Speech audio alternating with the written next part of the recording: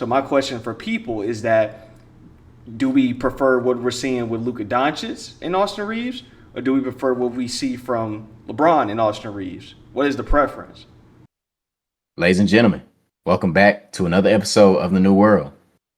And today we have a hot take regarding the roster of the Los Angeles Lakers. With LeBron James still out in year 23 so far dealing with back issues, the team has been handling business without LeBron currently having a 7-2 record as of today's video. With the Lakers also making history, being the first team in NBA history to ever have 6 different players score 25 or more points over a 2-game span. On top of this team success, superstar Luka Doncic has been putting up MVP numbers, averaging 40 points a game so far, and Austin Reaves averaging 31, 5, and 9, as well as DeAndre Jordan dropping double doubles left and right. So, there has been some talks that maybe the Lakers are fine without LeBron, as he is over 40 years old and currently on a 2-year, $97 million deal, with GM Rob Pelinka making it clear that this is Doncic's team for the future. With that being said, it's time to talk about why the Lake Show should end ties with LeBron James.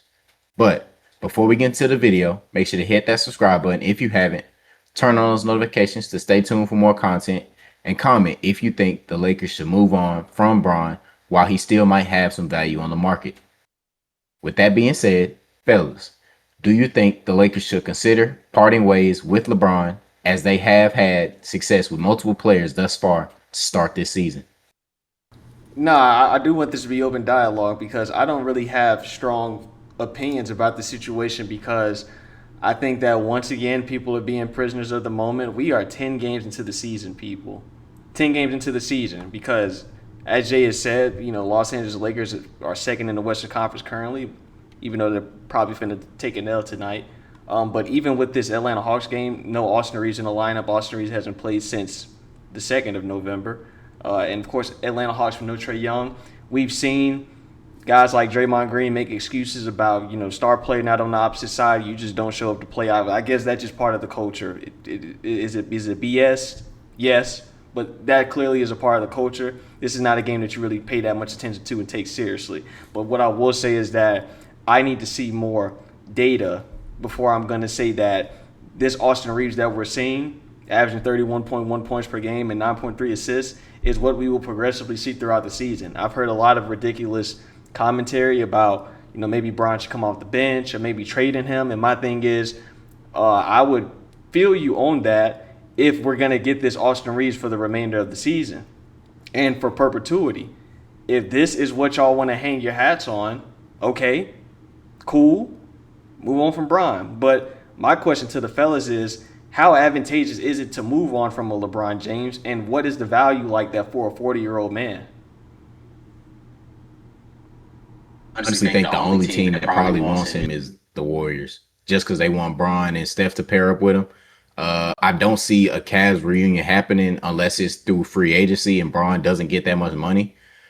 Cause I mean, yeah, like even though we see what Bron does, he looks like the ageless wonder. He'll still give great numbers, but like, come on now, man. The dude's almost 42 years old. Uh, we still gotta be realistic about this, and we can clearly see. I mean, the man's having back issues now, so we can clearly see that his time is coming to an end in the NBA, and he's even though he's been saying that he's uncertain on when he'll retire, like it's coming short, man. But this situation, like Bardo said, we are 10 games in, so we gotta get more data on it. Honestly, I think it's a good thing that if Austin Reaves is hooping like this continuously, Bron will actually be that third option like he should be. So if this continue to happen, it'll be a good thing for the Lakers. But like I said, the only thing that is hurting the Lakers right now is that Bron's getting paid this much money, even though they didn't discuss extending him past that. Bron is still making a good amount of money on the team, so that is kind of the only thing that's hurting this team. With still having LeBron. But other than that, if LeBron is the third option on the team, which he should be, kind of should be the fourth option if you have DeAndre Ayton hooping consistently, then it's good for the team. But yeah, because that's my question. Because the only constant, in my opinion, based on what I've seen, because there's a lot of projection surrounding this topic. The only constant from a consistency level that I know I can get is from Luka Doncic, and even that is something that can be put in question a tad bit because it's early in the season, and we know as the season progresses, his weight is going to become a problem.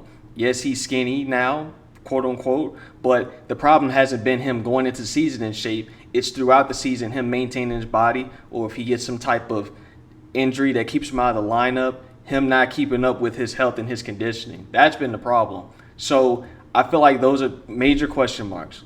Luka Doncic is lower on that totem pole, but Austin Reaves, we just have not seen enough for us to say that what we're getting now, he's going to sustain that for the remainder of the season. Also, we know that he's a playoff dropper. At least that's just what we've seen in recent memory. Him dropping off in the postseason. Same thing with DeAndre Ayton, his molder. So my thing is, how can we just bank on these things and just say, okay, they're gonna maintain? Another thing I want to bring up is, and I feel like this is what the team is in danger in when Bron does come back. That needs to be taken into account. It is just natural for young guys, even vets like Luka Doncic, to defer and revert to LeBron James when he's out there on the court. That just kind of been the makeup. That's what we were seeing at the end of last season. That's what we see with the LeBron James and Austin Reaves pairing, is that when LeBron is off the floor, Austin Reaves, he has the ball in his hands, and he really only can operate with the ball in his hands when we're seeing this level of production. And when LeBron is on the court, everything just kind of slows down. And that just takes away from other guys getting involved and just living up to this potential that we're seeing. So we see what Austin Reeves' potential is, but when Bron comes in, all that shit is going to be put to the side. So my question for people is that, do we prefer what we're seeing with Luka Doncic and Austin Reeves, or do we prefer what we see from LeBron and Austin Reeves? What is the preference? Because then Bron is also going to give you defense to a certain extent, because one of the things we're not talking about is the defense is not that good. Defense is not good. Now, offensively, they're top 10 in pretty much every offensive metric and advanced statistic, but the defense is not that good. Now, throughout a regular season, you can get by, but in the postseason, we all know it's going to be a problem. What you think, Buff? Yeah, I do want to say I like the way they're playing. Getting a lot of guys involved. I thought it was funny. I think one of the games we played against the Minnesota Timberwolves, I believe, one of the players, he's a white guy in the lineup. I still don't even know his name, but Oh, is it Lavaria? Arabia. Yeah, yeah, Laravia. him, yeah, him. And then I think somebody in the crowd was who is he? And Anthony Edwards like, I'm trying to figure out too. I don't know who he is. I thought that was funny, but yeah, they're playing really, really good basketball, albeit on a short sample size. Um, yeah, I'm okay. So the problem I have is, of course, this level of play and style offense doesn't really like it can probably hold up for a regular season, but as far as making it to the playoffs, I mean, we kind of saw what happened last year. They weren't really as good, and but I do want to say though, all their role players and everybody like they're playing really really good. I will give them that. They're having guys come clutch. DeAndre Ayton, who I actually expected early going on in the season, Lakers fans actually be hating on. And I remember the first preseason game, Lakers fans were hating on. Um, if you looked on Twitter, you see what I'm talking about. But he's been stepping it up, playing pretty good defense for his standards. Um, and yeah, I kind of viewed this scenario as like a Austin Reeves. Um, you know, get your shit off, man. Austin Reeves has been getting his shit off. Now, I will say this though, and I like Austin Reeves. I think he's a really talented player. Um, for some reason, the refs give him like a superstar whistle. I don't know what it is. Like the refs call his shit like he's Shea Gilgeous Alexander. I don't really understand it. He gets a lot of leeway when it comes to fouls, and in my opinion, I think the NBA actually has to fix some of the rule book shit because some of the shit is like I don't even really understand it. Like I'm not even trying to be like I don't get ball, but some of the stuff, whether it's come to like contacts, like you dead ass can't make contact if you're a defensive player.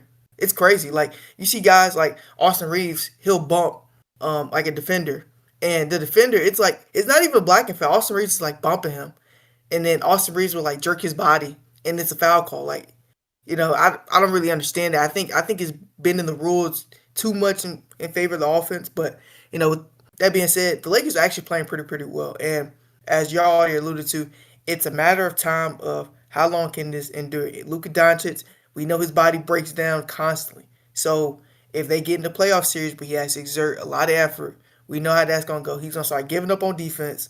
It's gonna look like the 2024, NBA Finals when they played against the Boston Celtics, and Jason Tatum and Jaylen Brown, who, mind you, didn't shoot well in that series, but they were baking him. They were baking him, and fortunately, the Dallas Mavericks had a scheme where, they were trying to funnel towards the help side, and they had really good rim protectors and Gafford and all them other guys, but you know Luka Doncic has gotten baked in the last two playoff series that he's played in, and I don't know if that's going to happen this playoffs.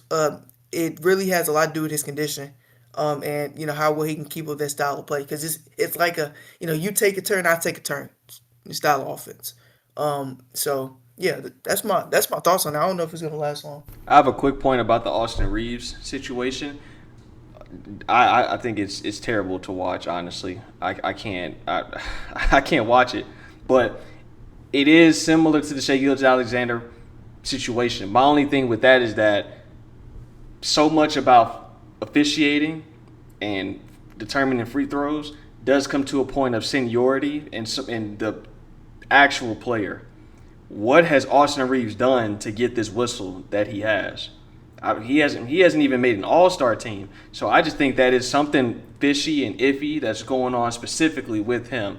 Now, as Buff said, offense has been a problem and officiating has been awful in recent memory. Like it has literally been terrible. The manipulation of the rules just puts it from a standpoint of there's no sense in playing one-on-one defense. One-on-one defense just does not matter anymore.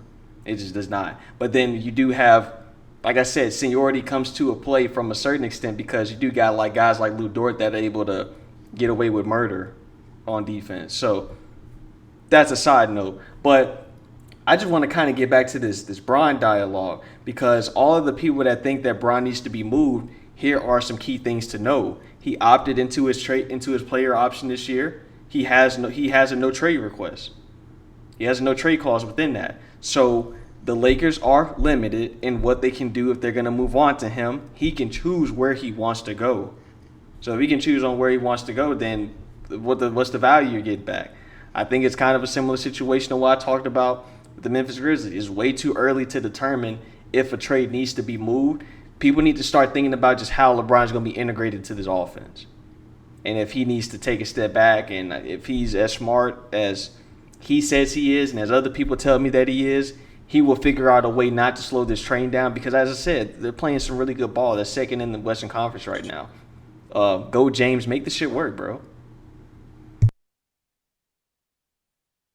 I agree. I mean, kind of talking about what you guys talking about with the defense. I mean, that going into the Luka trade, the Lakers fans, they were constantly going on saying, "Oh man, the offense just gonna be too good. We don't care about defense." So, and I mean, this game, even though there's no Austin Reaves, no LeBron, they're showing that offense can still, cook you.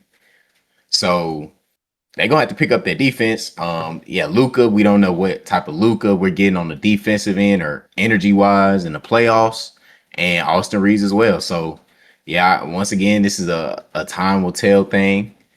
And if it's continuing to work out for the Lakers, that's a good thing.